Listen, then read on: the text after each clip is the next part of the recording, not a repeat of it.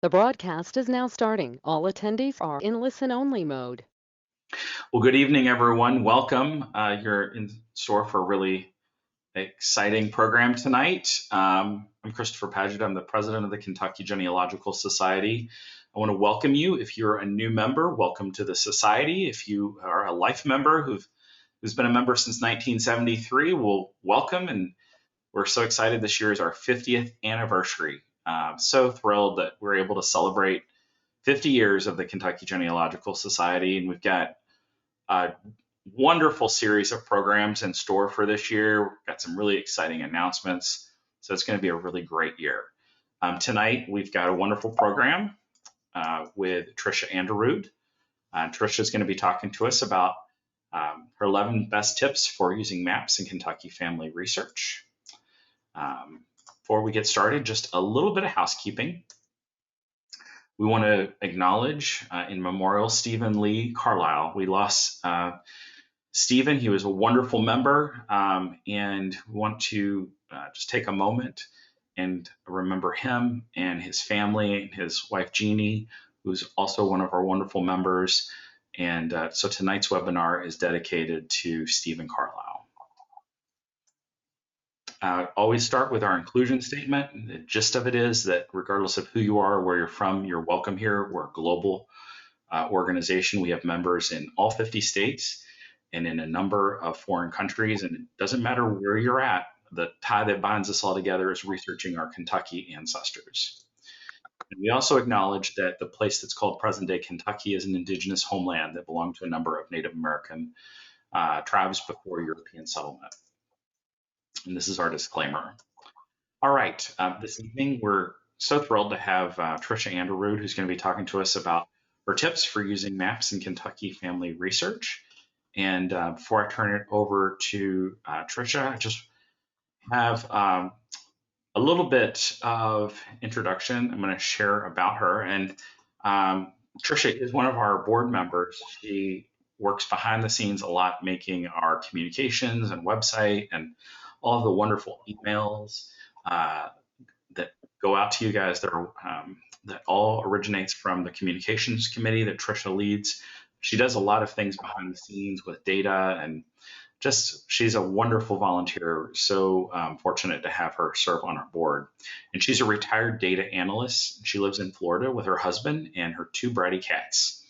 And her lovely Aunt Doris gave her the genealogy bug at a tender young age. In 2008, she began researching her roots to learn more about the brave souls who wandered into Kentucky and made it their home. And in her free time, she's the editor of the Kentucky Family Stories blog. And if you've not checked out Tricia's blog, I definitely want you to check it out because it is so well done. And she's got some wonderful stories on there. She's a great storyteller.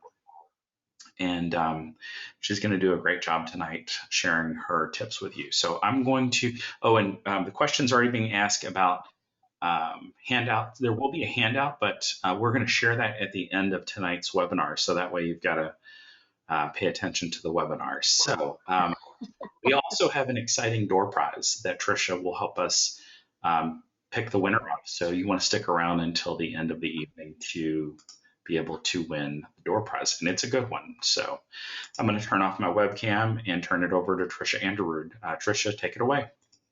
All righty, you guys can see my screen? Yes. Okay.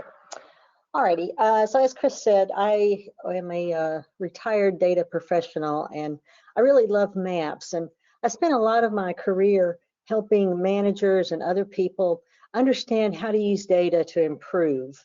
And one of the things I like to always do is make what's called geospatial data. And geospatial data is really nothing more than putting data on a map. And when I was going through the 1890, there was a report that they did for the 1890 census. And you may remember that the 1890 census was destroyed, but we still have the data from it. So we have this presentation of if you think of the entire census and how big that would be, what if you can condense it down and say, okay, here is where everyone lived in 1890. And when we look at this geospatial data visualization, we learn things. We learn not only where people are, we can see a huge concentration in Northeast. And the way this data visualization works, the darker the color, the more concentrated the population. So more people in the Northeast, that's expected. And look at California, looks like around San Francisco there was people, but as it spread out, there were less people. And you can almost see on this visualization where the Rocky Mountains are because there's no one there. And let's just pop over to Kentucky. And I'll zoom in. I know that it's not great. I know it's difficult to see, but my point is that if you look at 1890 Kentucky, the population was mainly along the river. It was in central Kentucky. There was very few people in eastern Kentucky. Even like out in western Kentucky, there wasn't a lot of people. Now, another fun one from that little report they did was, where do Scandinavians live? So this was an example of where the Scandinavians were spread out. And you can tell they weren't really spread out at all. They were concentrated more around Minnesota. This man right here is Lars Aanderud. This is my husband's fourth great-grandfather. He was born in Norway. So when he filled out the census, he said, I'm from Norway. And that's what they plotted on this map. Now, he settled in Richland County, North Dakota. He was one of the very first settlers there. But, that helps us understand. And if you look at Kentucky, I think they just probably said, I think there's 2 people there. So where did Irish natives live? If you think about Kentucky, we're always talking about we're Scots-Irish, we're Scots-Irish. Well, this map shows where the Irish were, and this was everyone who would have answered Irish on the census. And again, they're very concentrated around the Northeast. If we look at Kentucky, this is one of my fourth great-grandfathers. His name was John Holleran. He lived in Montgomery County, and he was an Irishman. He'd come over in 1850. And actually, if you look at this little area over here in Montgomery County, that's where you'll see him. And that's what he was kind of making up. It's him, probably right there. But these visualizations, data on a map, really helps us understand things about our family in a way we wouldn't understand it any other way. So tonight, I'm going to talk to you about using the maps with maps and research, sources for finding maps, ideas and musings, and probably some corny jokes along the way. And at the end, there will be a handout available where I've got all the links that I talk about and the sites I talk about. So just relax and you can listen to the presentation. So my first tip is you need context. And here's what I mean by that. When you start looking at a new location, you probably don't know a lot about that location. And you need to understand the boundaries. You need to understand neighboring areas, the physical features, cities, towns, the waterways, the roads. All of these are going to improve your research. So if we look at a road map of Kentucky, one of the things we'll notice about Kentucky is that the Ohio River is this entire border. The Mississippi River's over here. This is the Big Sandy River. And the other thing we see is the main cities. The main cities would tell us where there might be very large regional newspapers. So if I'm trying to find out something, I'm going to look in a Lexington or Louisville newspaper. It also just shows us the cities that they considers larger cities or more of a point where people would be. The roads can help you see, sometimes even these are the same roads that the pioneers used to get into Kentucky. That's useful. Another thing to think about is the 5 major areas in Kentucky. There's the mountains. You'll hear people talk about the Pennyrile area, the Jackson Purchase. These areas kind of divide the states into how settlers would have handled that land. Would they have been able to grow? Would they have been able to have cattle? How would those things have worked? So you want to think about that. But really what you need is you need an atlas. And an atlas is a book of maps. But why do we call it an atlas? Well, this is the 16th century Flemish geographer Geraldus Mercator, and I'm probably not saying that correctly, but he was a major fanboy of the Greek god Atlas. Now, if you know your Greek mythology, Titan had condemned Atlas to hold up the heavens and the sky for eternity. Well, Giraldus just thought atlas was so cool. When he wrote his first book, he put together his book of maps. He called it the Atlas Cosmo. I can't say it. Cosmo. What it means is meditations about cosmic formations. And he dedicated the book to Atlas. Now, what I imagine happened over time is I wouldn't say like, someone bring me the Atlas of cosmographic meditations, fabrication. I would say, bring me the Atlas. And that's why we call that today. There's some really great atlases out there. So there's a Kentucky Atlas. This is one of the ones we're going to be giving away. And I've been researching a lot in Florida. So I have a Florida one that I've been using a lot. And there's a perfect website, and it's the Kentucky Atlas and Gazetteer. And this is full of maps, and you can click and explore. And here's an example. Now, like I was telling you, this shows the surrounding areas. You can see waterways. I can see the county formations. Very helpful. But there's other information I need. If you think about, well, I want to know, when did it form? How big is it? What's the county seat? Information like that. Well, that's why you need a gazetteer. Now, why do we call it that?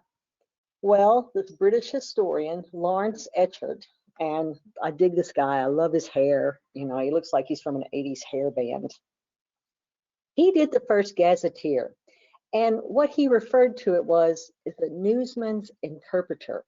Now, gazetteer is a French word, and it literally means, translates into journalism. And this whole book is just information about places. So this is, by the way, is available free on Google Books, or you can purchase it from Amazon. But for instance, here he talks about America, and he talks about, where is America? How did it get discovered? What are some of the major areas there? What's some information about America? But if it's 1700 and you don't really know anything about it, that'd be very helpful to you. It's the same way for the Kentucky Atlas website. So I was researching my grandfather, Samuel Salyer. So I went to the McGoffin County, and you can click on this whole map. So I can click on the Salyersville. It's got a red dot there. It shows me what the bordering counties are. So there's Breathitt County, there's Wolfe County, there's Knott County, Johnson County, and some other big cities. It shows me there's Royalton's over here. The Licking River goes all the way through it.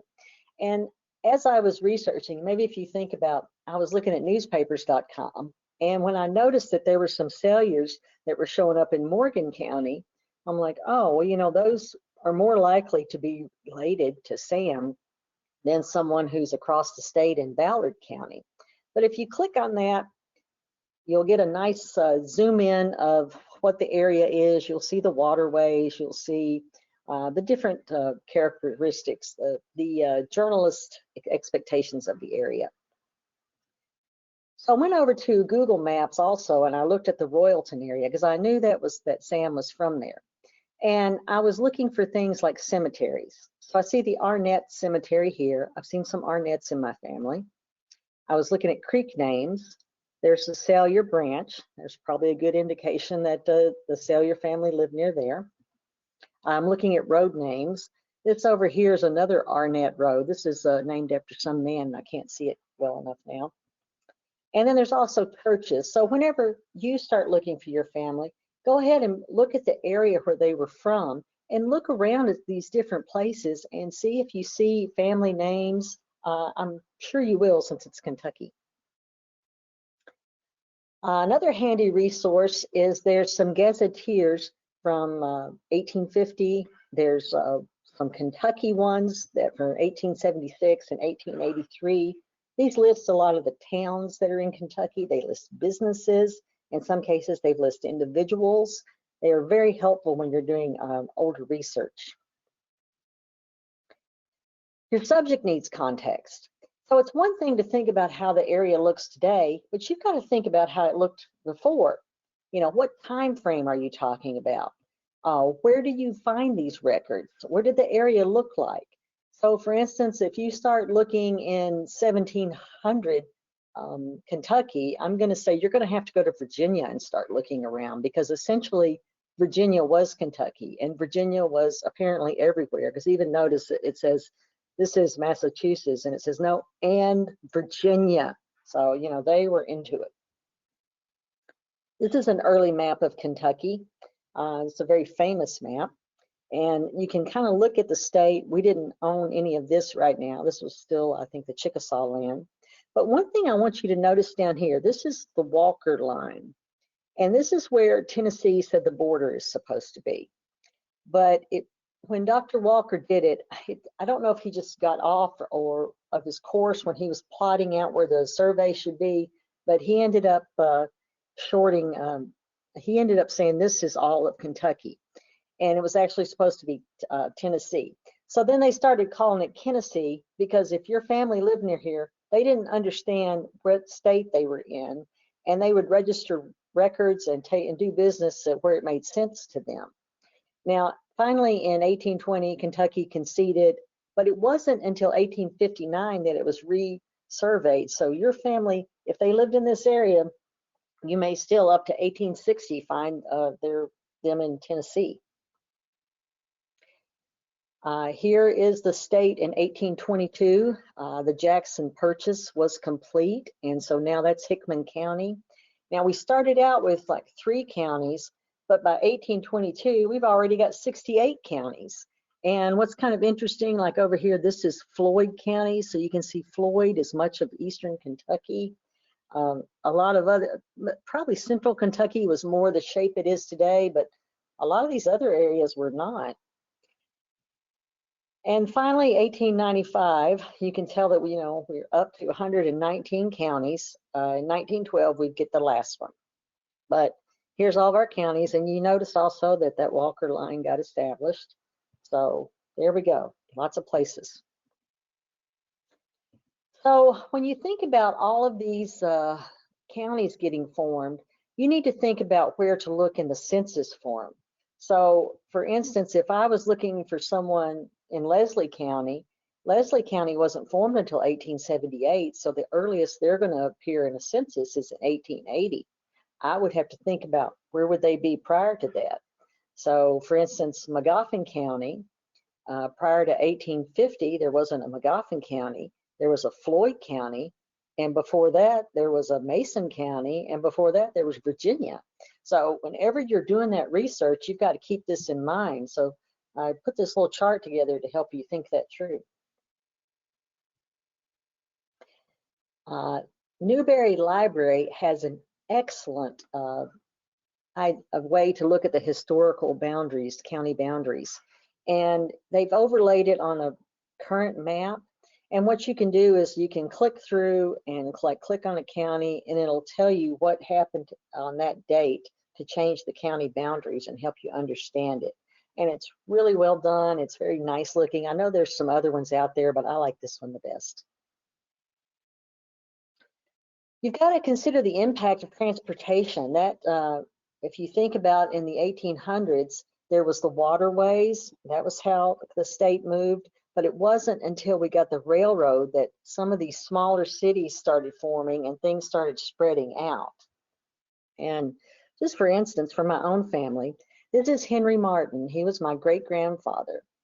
And when I was researching his family, I saw that Randolph Martin, his father, their family lived over here in Hardin County. Randolph was a railroad contractor.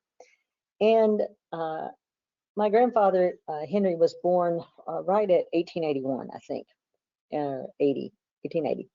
But when I looked at his birth certificate, it said he was from Carter County. That's like clear on the other side of the state. I'm like, how in the world, this doesn't make any sense. Maybe I've got the wrong family. I didn't think I did.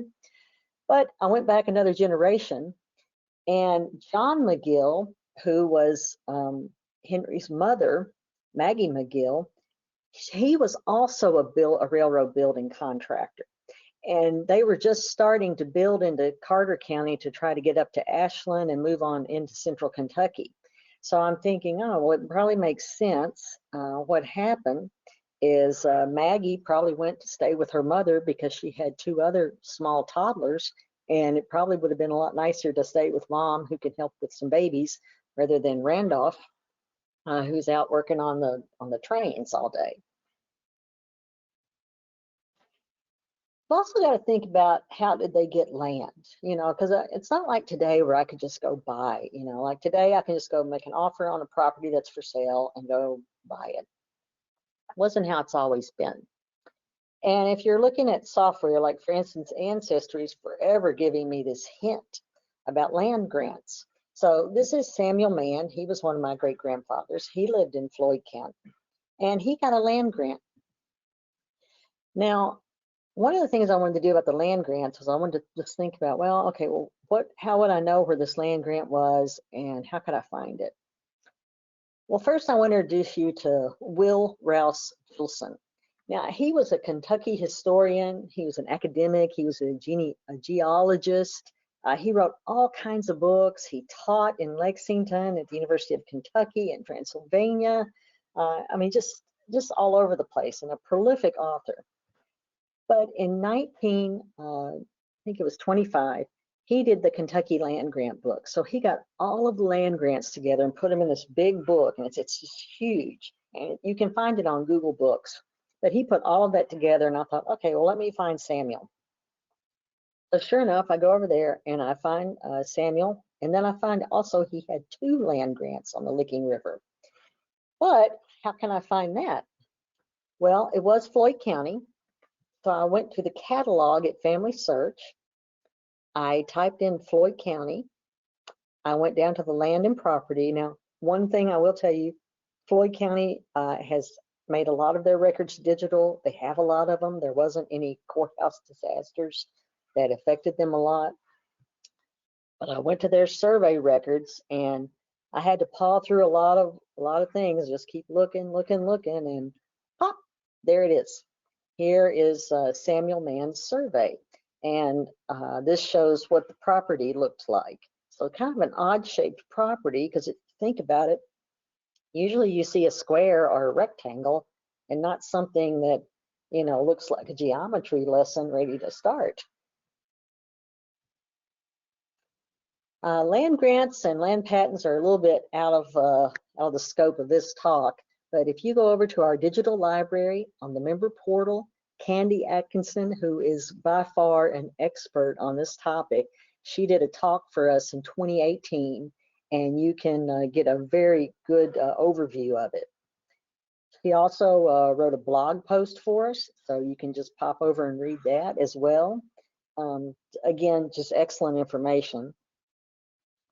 Another one you'll find is Betty Warren did a talk on finding the family farm and the rectangular family farm, where she talked about the survey system. And that's also in the digital library, and you'd find it under the 2019 records. You need to know the landowners, and these are called cadastral maps. So they show the boundaries and then the land ownership. So in 1850, there was a lot of companies that would run around and they would go and they say, hey, we'll do these land ownership maps for you if everyone would like them. But we're not going to do it if we don't have any support. And so there was a lot of places in Kentucky where they did want them to do this. And so this is one of Montgomery County. And if I zoomed in, right here you can see the different areas of the county, and then this is Mount Sterling. So if I zoom in on Mount Sterling, you can see how detailed these maps are. Here's the courthouse. Here's where the stable was. There's a church over here. And I can see the very specific landowners, and I can see even little outlines of the building. I mean, they did a very thorough job. Now, remember John Holleran, my Irish ancestor? He lived right here. And as a matter of fact, they ran the turnpike, because at the time roads were private. So he would have, I think they were over around here in this area somewhere. They would set up, and they wouldn't let you on the road unless you paid for it. Library of Congress has just been doing the very best they can to get all of these land ownership maps. Now you can see that there's just Northeast, you're in a lot of luck. Texas, you're in luck, even in California.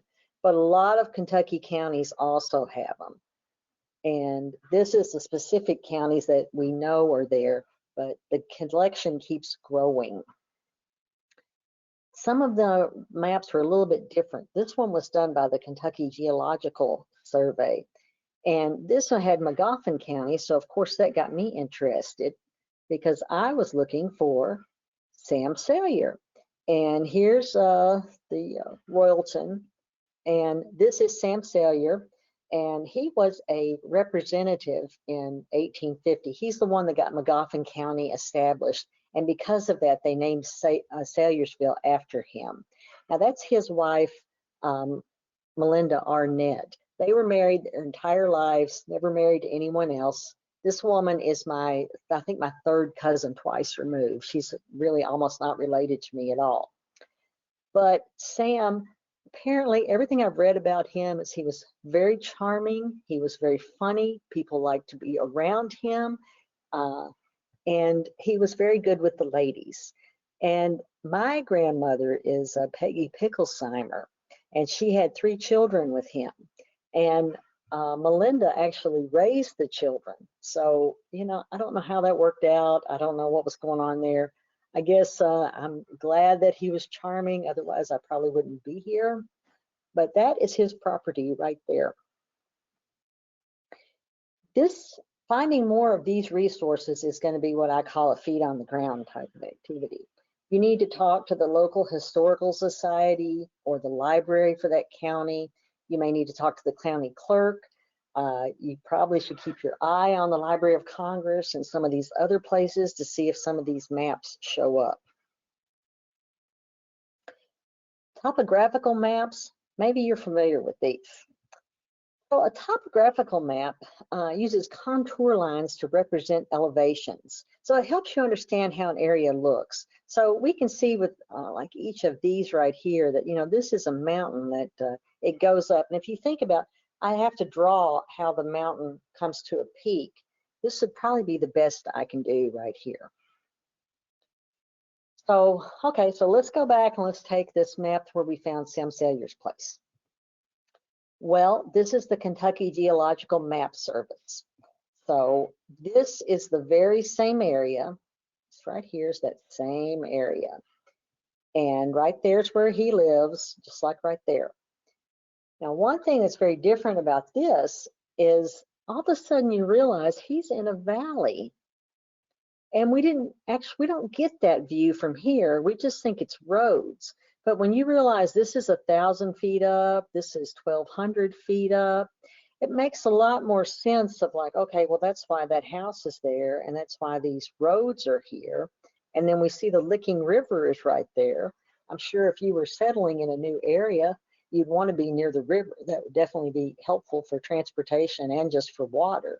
So now I've got a different viewpoint of that house and how he lived. And then also remember our survey. Remember how I was saying, wow, isn't that kind of like funny how that land is shaped? Well, if I look at this area, I'm like, oh, he bought the valley. I'm sure no one else wanted, you know, no one wants to buy a mountain. You can't really plant crops on that unless you're like growing wine in Germany. So, and this isn't his particular land, but it helps me understand like, oh, now I could probably find his land a little bit easier. I want to introduce you to Robert Rennick. Robert Rennick wrote several books about Kentucky name places. And the Moorhead State Library over in Moorhead, they've got his map collection, because what he did was he took a lot of maps and he took notes, all kinds of notes to know where places were, so when he wrote his book.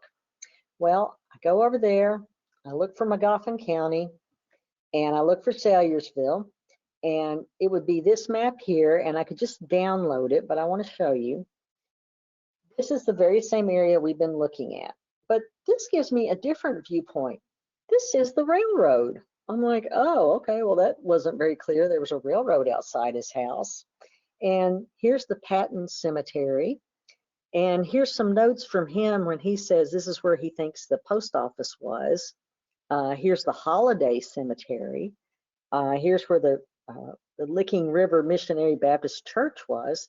Now that would be, see, that'd be a place where I can't imagine with them being so close to that, if there's still records there, that'd be a place to go find records. He's got all kinds of notes where he's written down where the Arnett School was, the Bruce Arnett Cemetery. And actually, if I just zoom out a little bit, along the margins, he also has lots of information. And he did this for all of the counties. So there is just lots of information when you're trying to track down things. Now, this is the Google Earth view of that same place. So there's the Patton Cemetery. There's the Licking River Baptist Church. This is the Licking River. We can see the hill more clearly here. So we can see how that goes up to a peak. And that's this is now the Dawkins Line rail trail. So I'm imagining that's probably just like a greenway where people could ride their bike now. But it kind of shows you that how close that would have been to the house. And judging by the roofs, I think his old house must have been torn down and they've got some new houses there. But it's just an idea of, shaping all this data. There are other topographical maps available. This is from the US government. And what was kind of interesting about this one is they've got older maps available. So this would be a topographical map from Salyersville from 1889. I don't know if these maps are as useful, but I wanted to mention them in case you wanted to see something a little bit, how it looked 100 years ago. So the Kentucky Geology Department, the Kentucky GeoNet's got these, the government has them, and then the Morehead State. Probably, things just change. They've got these places, the world moves on. What are they? And I think of that old song by They Might Be Giants. It was called New York, now it's Amsterdam. We don't know why they changed it. It's people just liked it better that way. But you'll be reading tax lists. Maybe you'll be looking at census records, periodicals, newspapers, books from that time, court records, and they'll use a name of a place that you just don't recognize. When I was researching my other side of my family, Reedsville in Rockcastle County kept coming up, and it was supposed to be right in the area where I grew up, and I'm like, I've never even heard of this. Turns out it was a place where they used to have a sawmill. But back to Robert Rennick, and he wrote the book, and he collected all of these different notes about these places. And what he did was he went out and he interviewed historians and genealogists from the counties. All of those tapes are available. So if you, like for instance, I grew up in Madison County, Kentucky. There's an interview with Dr. Best on there. I knew Dr. Best. He was just a great guy. So here was where Robert Rennick went and talked to him about that area.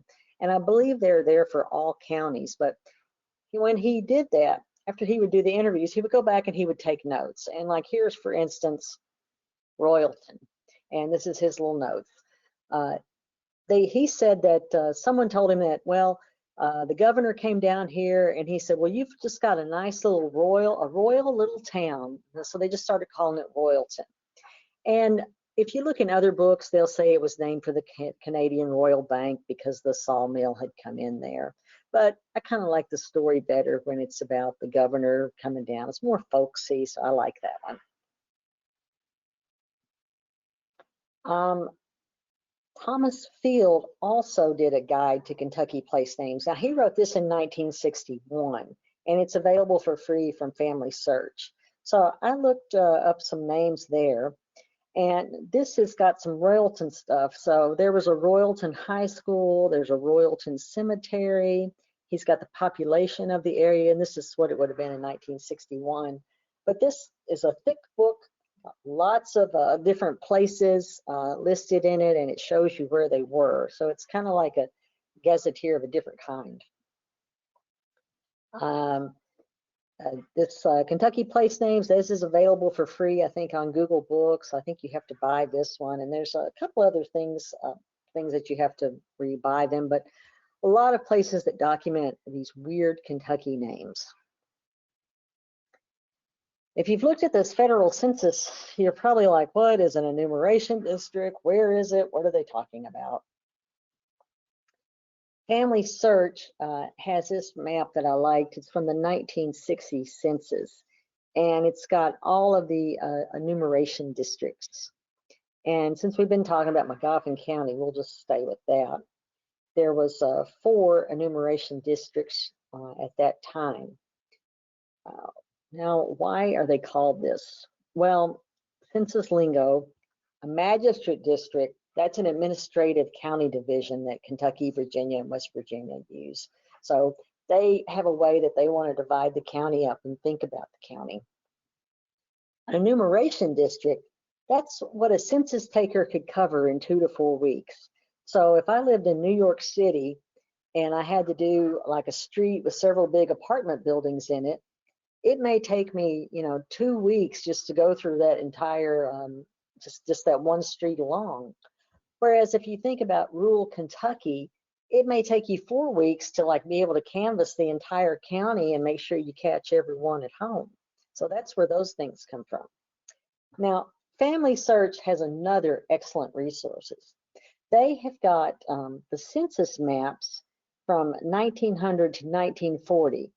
And I'll just warn you, your mileage may vary. So some of these you're going to look at and that county will be like, here's every thought we've ever had about the census map. And they'll just have like a big stack. You'll just have to sit and page through them. There's others where it's like, oh yeah, we didn't think that was important, so there's not as many available. But here's the one from 1909 from McGoffin County. And you can see where they explain what they think the magistrate districts are. And then they've also got what they've got. This was District 1 with District 2, and I think there's like 6 districts here. This is useful when I look at it because now I have at least a better idea of where someone was during that census. It helps me like put them into a different little spot. And I've noticed that these districts don't change a whole lot. So, if you're in District 2 has probably been there all along. The problem gets is if your family lives like right around one of the little borders, the border may change quite a bit. This is the 1820 census map. This came from the Kentucky Gen Web. And what it looked like here, Floyd County, as I showed you earlier, it was most of eastern Kentucky, so it was all Prestonsburg.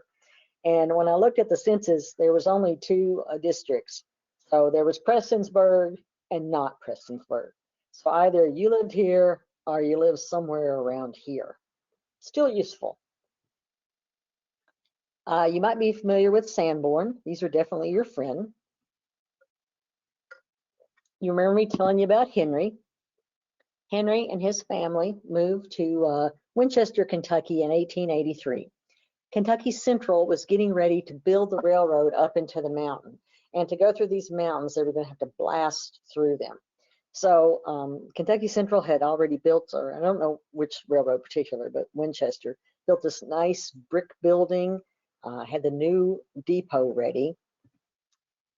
Henry's father, Randolph, he worked for Kentucky Central, and he was, I told you, a contractor, and he was going to be moving those explosives on up into the mountains.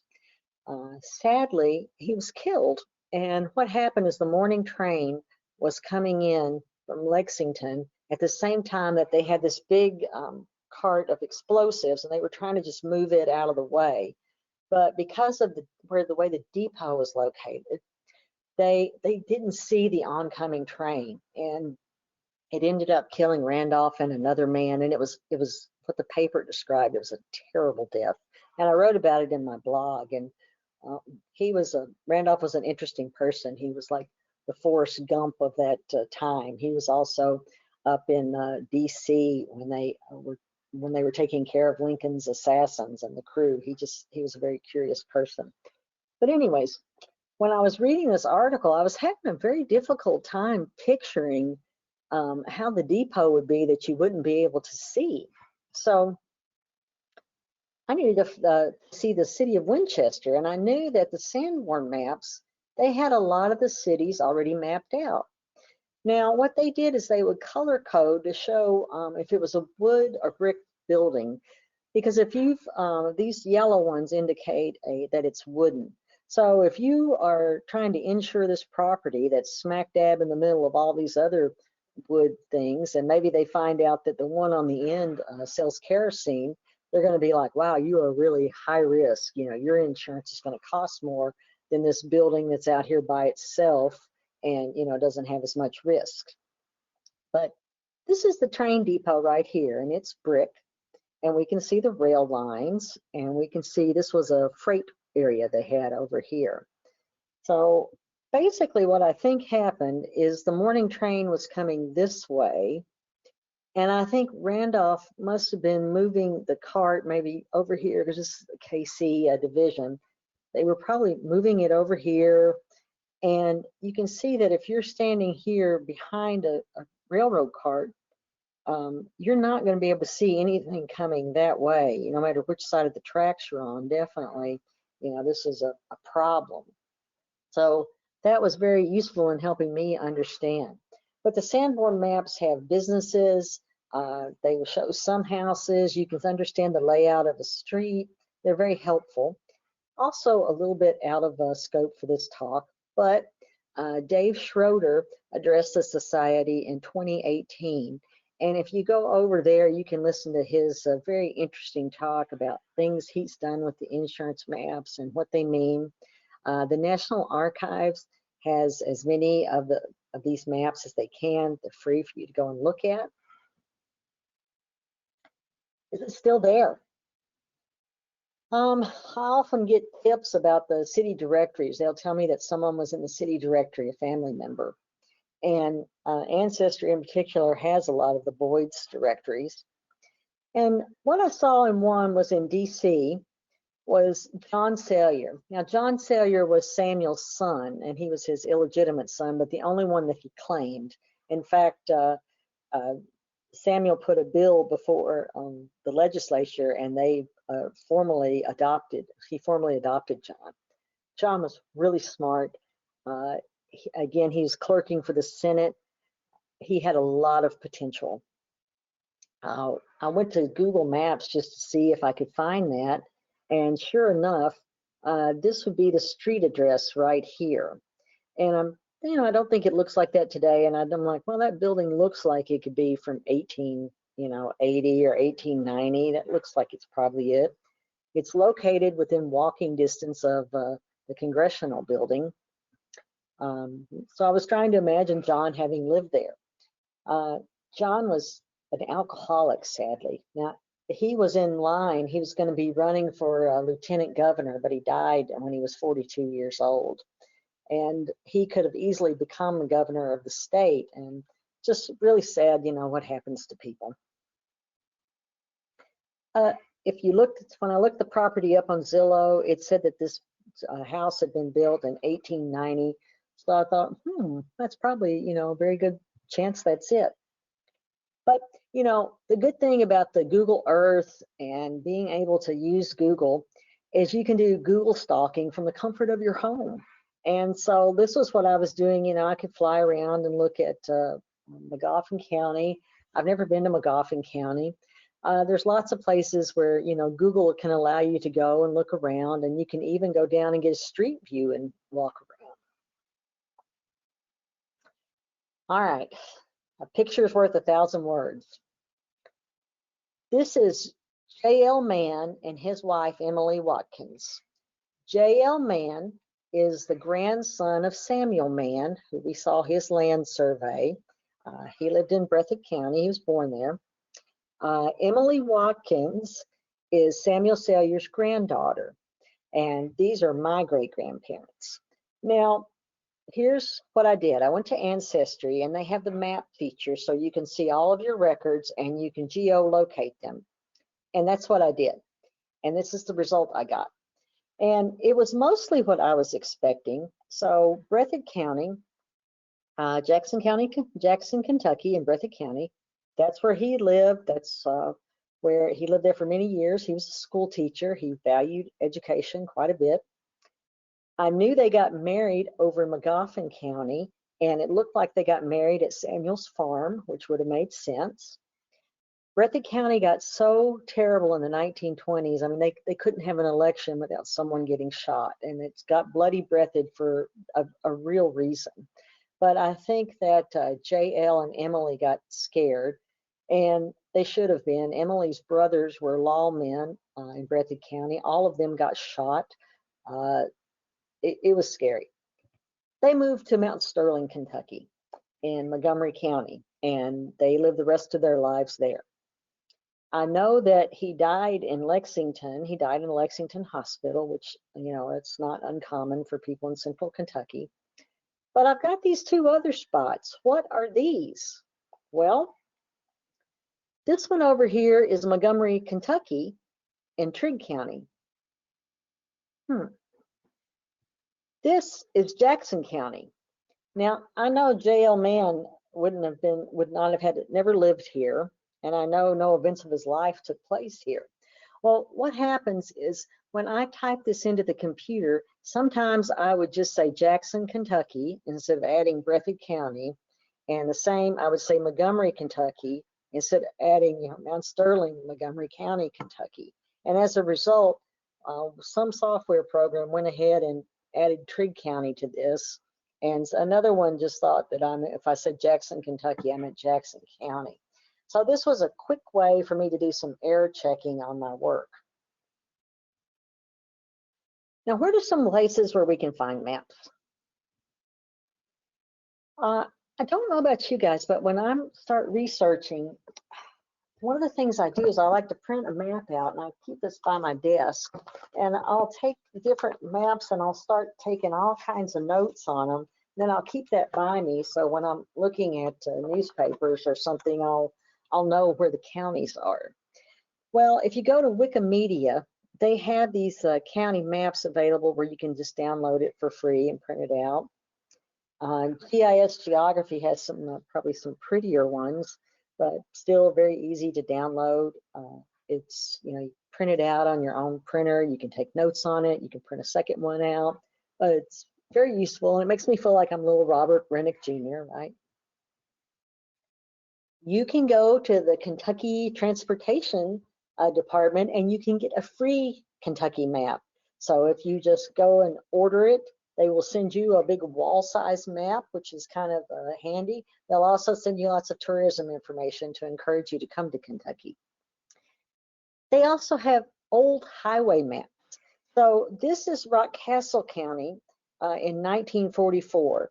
Now, my family was in Disputana, and I was looking at this and I realized, oh, these little dots, that's where we lived. That is where my Uncle John lived. This is, you know, I was going along through here thinking, oh, I know these little houses. I know where different people lived. And it's actually just useful to be able to see how far apart the houses were. And I keep thinking, I wonder if I could take the 1940 census and kind of plot people out on this and figure out where they were. But these are available free for download. They're high resolution, so you can really zoom in on them really well. Dave Rumsey, hands down, has the best historical map collection I've seen. All of his stuff is free. You just have to say that you've used his stuff. Another thing that he has done with a lot of his maps is he's geo-referenced them. So he's taken one of today's maps, and he's taken the ancient map, and he's placed it on there so you can kind of get an idea of what it looks like. So when you go to the map and you see the little geo-referencer, just click it, and you can see it against the current map. Very handy. I blog at Kentucky Family Stories, and I invite others. One of our other members, Deb Oliver, she talked about her family here. But I do a lot of writing about my family and some crime stories that I find in Breathitt County. It's something I enjoy, so I encourage you to stop by and see me sometime. Thank you.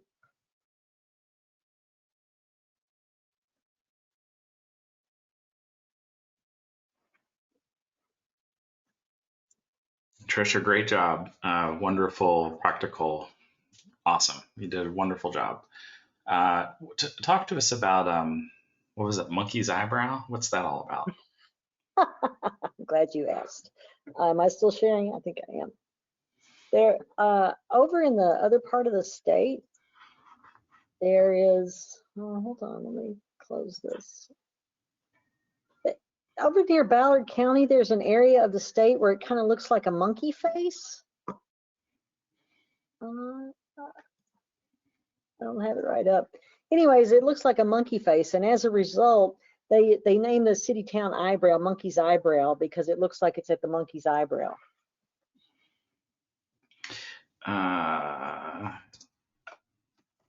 You know, I'm full of useless trivia. You mentioned New Jersey Avenue Southeast. I lived there for a year between C and D Street, so I'm very familiar with that location.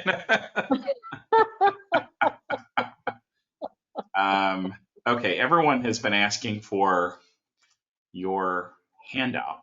Let's see here. All righty. So Tricia's handout is now posted in the GoToWebinar. It's under the handout section, so you can download that to your desktop.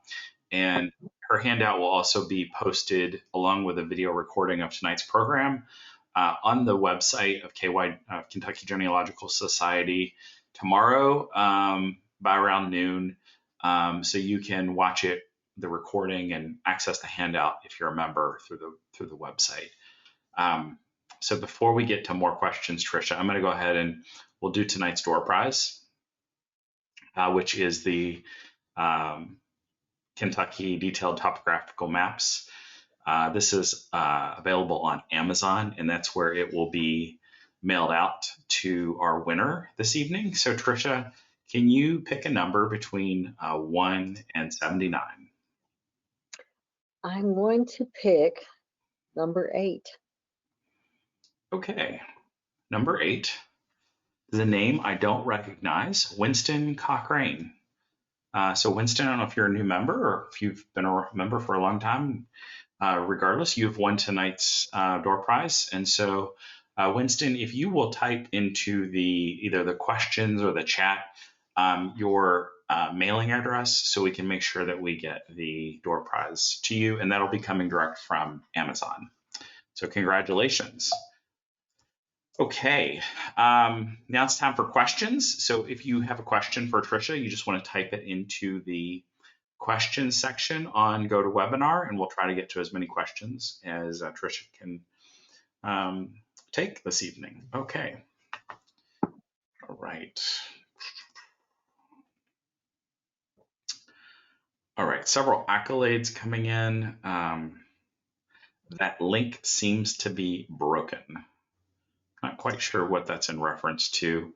If you're trying to access the PDF, Margie, of tonight's handout, you can access that in the handouts. And if you just download it, you just click it and it will appear on your screen. Just like that. Okay. Let's see here.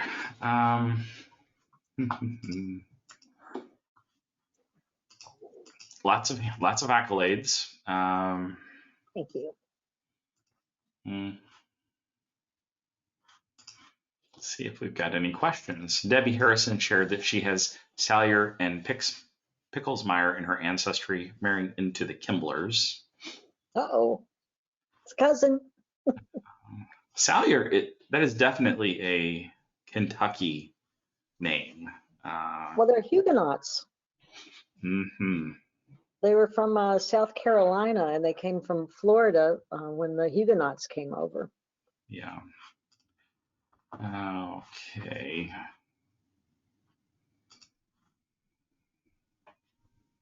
Let's see. Any other questions we have for tonight? Lots of accolades. I cannot get the handout to download. So if you're on GoToWebinar, Penny, you go under handouts and you just click on the handout. It says Best Map Tips, Aanderud 2023 PDF. And if you're having problems with that, it will be posted on the website tomorrow. Okay. Let's see here. Okay, here we got a question from Betsy. Betsy asks, what maps would you recommend for that time? Okay, wait a minute. Betsy has multiple post here. I have Clark County ancestors from the late 1700s to 1819. What maps would you recommend for that time? Well, I would probably Clark County. The Clark County Library's got some stuff, but I would just go over to Dave Rumsey's site and see what he has first. And then I guess it depends on what you're trying to find at that time. Clark County did have some land ownership maps, but I don't think they were available until the 1880s. Mm-hmm. Yeah, that was sort of a question, wasn't really. Let's see. And Clark County was huge at that time. It's not its current size. Winston just chimed in. He does not want that gazetteer. He already has it. Pick another winner. All right.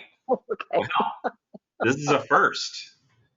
How generous of you, Winston. All right, Tricia, pick another number between 1 and... How about number 74?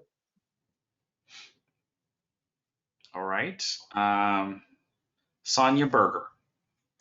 Sonia, given Winston's generosity, you are the winner tonight. So, Sonia, if you will just, like I said, we've been doing these webinars for years. This is the first time we've had someone who has been, who's declined the prize. So, Sonia, you've won it. Just, just type your address into the chat and we'll get you that via Amazon. So thank you, Winston, for offering that up. Very generous of you. Okay, Barb asked, does a land grant necessarily mean it was exercised? I think they did the land patent is what you had to do. The grant only mean that they applied and the patent was how they got it. You may know the answer to that, Chris. I don't. That's a great question for the, for Candy. We have a recording in our archive from the Kentucky Secretary of State's office. The speaker, whose name escapes me at this point. Candy Atkinson. Candy Atkinson. She addresses all things related to land grants and whatnot. So, Barb, there are now 79 webinars that have been recorded and are available on demand in the member portal, the archive. And you want to go in there and you want to watch Candy Atkinson's, which is one of the probably first ones we recorded many years ago.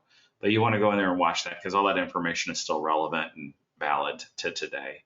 And that goes for everybody on here. If you're a new member, people often ask, like, how do I get acclimated? How can I learn about researching in Kentucky? There are 79 webinars that have been recorded.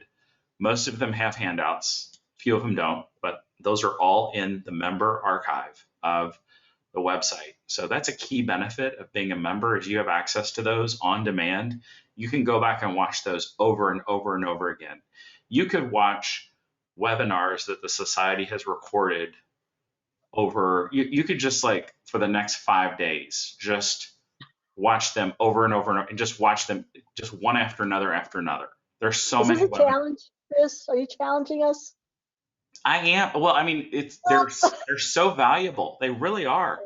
And if you're not tapping it, if you're not accessing those and viewing them, you are really missing out because there's some gems in there. And most of those webinars are focused on Kentucky. So it's not watered down generic webinars. These are Kentucky focused webinars. Okay. And then Mary is asking about Revolutionary War veterans. Would they have gotten a land grant? I think he had land. That's how they paid them because the government didn't have money, so they paid them in land is how they paid them. So most of them were given the option, and some of them sold it. They didn't take their grant. When Debbie did her thing, she noticed that the reason that her grandfather got land is because someone sold the patent to him. So a lot of them did get it. And those are all, I don't know. Yeah, and again, this is another reason to go watch Candy Atkinson's webinar because she goes into detail about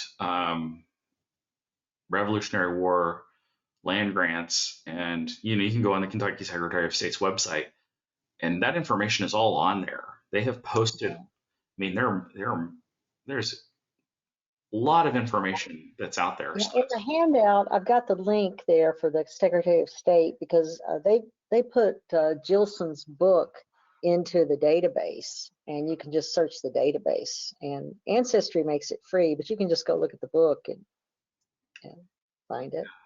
It's interesting.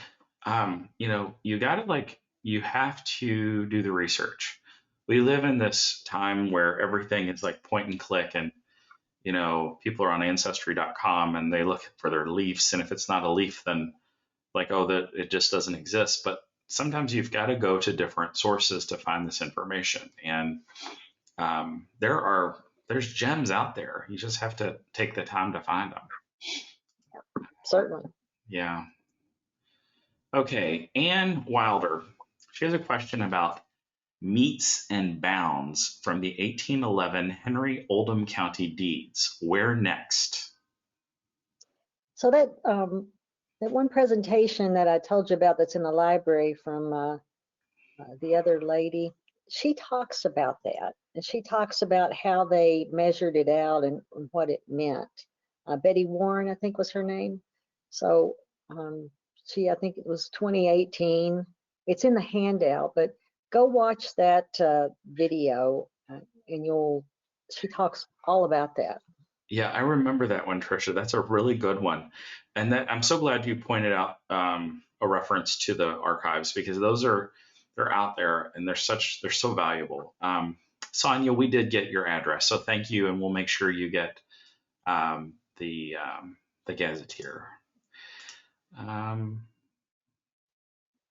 Everett asks, he's seen Sanborn maps at different sites, but have had problems with getting adequate resolution. Is the Library of Congress site the best source for Sanborn maps?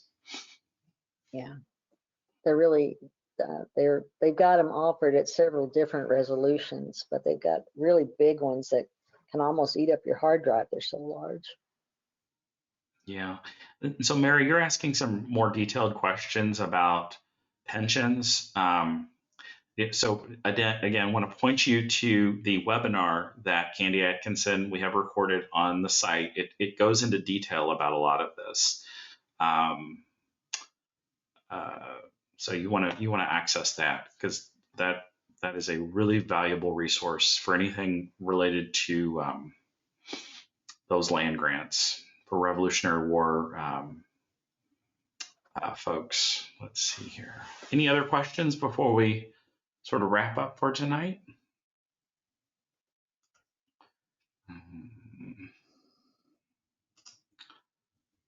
Randall Poe asked, does Wikimedia have maps of Missouri also? Yeah. In the handout, I put a link to the other maps for the surrounding states. Great. Okay. All right. Well, Tricia, thank you so much. You did a wonderful job. And this program was recorded. It will be available in the member portal archive, along with now, this will be our 79th webinar that's been recorded. We record all of our webinars. So if you are ever missing a webinar, people often will write and say, did you record that webinar? I don't know about other genealogical societies, but if a speaker is coming to our society, they have to give us permission to record it. So this is recorded. It's available in our archive. You can view it on demand anytime you'd like.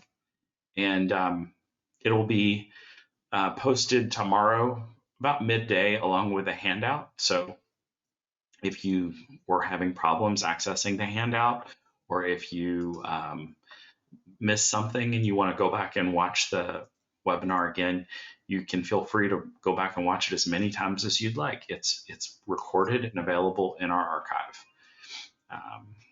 Tricia, anything you want to share before we wrap up this evening? Nope. If anyone has any questions later, just send them to me. Oh, and if you want to write a blog post, you're free to do that. We would love to have that just send it to communications@kygs.org. Always welcome content, stories about your family, things like that. Yeah, Tricia, I think the Bluegrass Roots blog is probably the best blog of any genealogical society that I've seen. And I know that it's kind of, it's our society, but it is wonderful. And for folks that are new to the society, if you have not checked out the Bluegrass Roots blog, it is a phenomenal benefit of your membership. The stories on there, the tips, the insights, that is information that can be very, very valuable for you researching. And Tricia and her team, the communications team, they pull all that together. It is very well edited. So please check that out. And then Tricia, give us again the name of your blog, where you blog at personally. It's Kentucky, it's ky-family-stories.com. Wonderful. Kentucky Family Story. Thank you so much, Tricia. You did such a great job. And thank you. Yeah, thank you. And we love new members. So if you're a new member, welcome. Like I said, if you've been a member since 1973, thank you for your membership. We actually have quite a few folks that have been around for all 50 years, and we really value your membership. We want to encourage you to share the society with other members, other potential members. At $20 a year, you get access to a treasure trove of tools to help you research your Kentucky ancestors. We've got a wonderful webinar coming up later in the month with James Tanner. I definitely want to put in a plug for this. James is just a wonderful speaker. He is chock full of insights. He has a blog called Genealogy Star. It is awesome. And he's going to be talking to us about migrations in from the Tidewater region. It is all about Kentucky. A lot of it is. So if you saw that webinar, you definitely want to register for it. You'll get a lot out of it, I'll tell you. James is awesome. So want to thank Tricia again for tonight. You're always invited to participate at kygs.org/volunteer. We are always looking for new volunteers. And we're a very welcoming society. So if you want to speak to the society, we often have people ask, how do I speak to the society? You go on the website and there's a link. You can just fill out a little form and you can, like Tricia, come and speak to the society. If you have a topic that you're passionate about or you have some insights that you think could benefit other researchers, we want to invite you to do that. As Tricia shared earlier, we want to invite you to blog as part of Bluegrass Roots. So if you've got a story you want to share about one of your ancestors or a research methodology that you think could benefit other Kentucky researchers, you're invited to do that. And you're invited to volunteer and participate. This society, this is a community. So this isn't a one-way thing where you pay your $20 and then you get your stuff. That's not how our society operates. This is a dynamic community, and it requires our members to actually be engaged and participate. So I want to invite you to participate. There's a lot of exciting things happening this year. It's our 50th anniversary. We love having volunteers. We're a wonderful little group to participate with. We've got an army of folks that are volunteering all over the United States, and we value everybody. So hope everyone has a good evening. Thanks again. And thank you, Tricia, for talking to us tonight. We look forward to our next webinar with James Tanner. Thanks, everybody, and have a good evening. Bye. Bye-bye.